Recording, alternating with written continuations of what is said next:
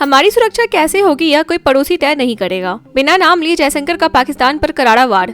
IIT Madras के एक कार्यक्रम में विदेश मंत्री एस जयशंकर ने पड़ोसी देशों को कड़ा संदेश दिया। पाकिस्तान का नाम लिए बिना उन्होंने कहा कि भारत अपनी सुरक्षा को लेकर किसी के निर्देश स्वीकार नहीं करेगा। उन्होंने कहा कि पड़ोस नीति कॉमन सेंस और राष्ट्रीय हित पर आधारित है। हाल ही में वे बेगम खालिदा जिया के अंतिम संस्कार में बांग्लादेश गए थे, जहाँ भारत ने सम्मानजनक प्रतिनिधित्व किया।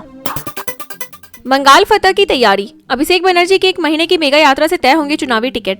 पश्चिम बंगाल विधानसभा चुनाव से पहले अभिषेक बनर्जी ने बड़ा दांव चला है। वे पूरे 1 महीने तक राज्य भर में यात्रा कर हर जिले में रोड शो और जनसभाएं करेंगे। माना जा रहा है कि इस यात्रा के फीडबैक के आधार पर टिकट फाइनल होंगे। ममता बनर्जी की पार्टी टीएमसी लगातार चौथी बार सत्ता में लौटने की रणनीति पर काम कर रही है।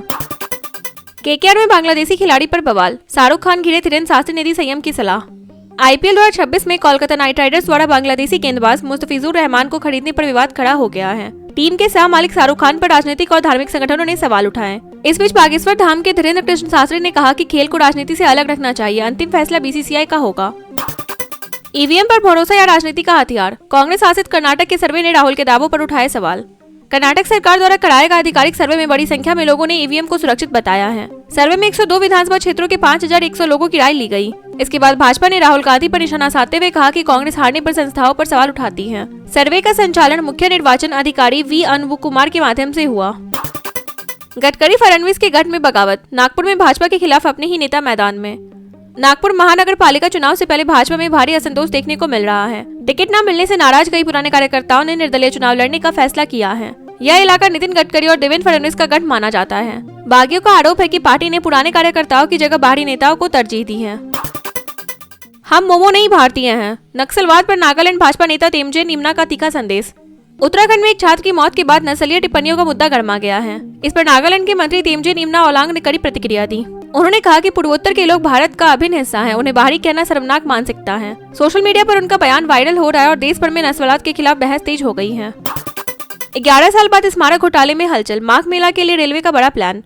लखनऊ स्मारक घोटाले में 11 साल बाद कार्रवाई की तैयारी शुरू हो गई है। एलडीए के 2 पूर्व वरिष्ठ इंजीनियरों पर शिकंजा कस सकता है। दूसरी ओर माघ मेला को देखते हुए भारतीय रेलवे ने प्रयागराज के लिए स्पेशल ट्रेनें चलाने की घोषणा की है। भीड़ नियंत्रण के लिए प्लेटफॉर्म और स्टॉपेज में भी बदलाव किए गए हैं। यूपी की राजनीति में स्वाद का तड़का। बाटी चोखा दावत से अखिलेश ने भाजपा को दिया संदेश। लखनऊ में समाजवादी पार्टी कार्यालय में आयोजित बाटी चोखा दावत ने सियासी हलचल मचा दी है। इसे भाजपा के अंदर चल रहे ब्राह्मण विवाद पर तंज माना जा रहा है। अखिलेश यादव की यह दावत उन नेताओं के समर्थन में बताई जा रही है जिन्हें ऐसी ही दावत में शामिल होने पर पार्टी से चेतावनी मिली थी। यूपी की राजनीति में जाति और संस्कृति फिर आमने सामने है। एआई से महिलाओं की छवि से खिलवाड़। प्रियंका चतुर्वेदी ने सरकार से मांगा सख्त एक्शन।